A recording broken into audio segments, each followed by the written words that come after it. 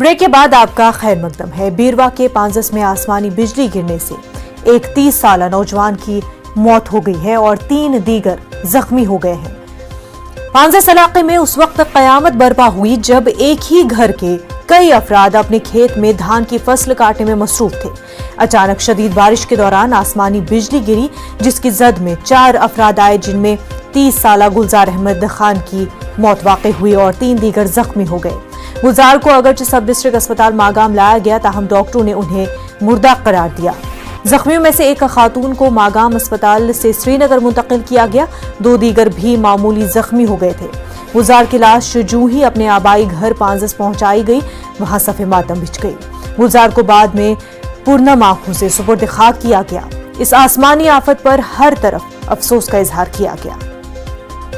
हमारे नुमाइंदे मुनीर इस वक्त हमारे साथ जुड़ चुके हैं। मुनीर, सबसे पहले तो ये बताएं कि जो जख्मी हुए उनकी हालत अब कैसी है? देखिए मुनव्वा, अभी हमने पता किया है जिस जख्मी को कल श्रीनगर मुंतकिल किया गया, अभी उनकी हालत जो है वो मुस्तहकम बताई जा रही है और इसके साथ साथ 2 दीगर जो जख्मी हुए थे उन्हें कल ही मागाम हॉस्पिटल से और इलाज मुआवजा करके उनके घर वापस रवाना किया गया था।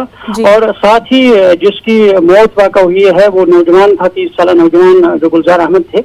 तो जो ही कल आज कश्मीर में जो शाली काटने का सीजन है, मौसम है और शाली की फसल काटने की, तो उस सिलसिले में तमाम लोग जो है वो इसी में मसरूफ अमल होते हैं। और साथ ही जब अचानक कल मौसम खराब हुआ है, मौसम में तब्दीली आई है और इसके दौरान बारिशें भी हुई है और साथ ही जब आसमानी बिजली गिरने लगी है, तो इस दौरान ये अपनी खेत में ये काम कर रहे थे, शाली काट रहे थे, तो इसी दौरान ये आसमानी बिजली गिरी है और इसमें ये 3-4 लोग जो है वो इसमें उसके जद में आ गए हैं।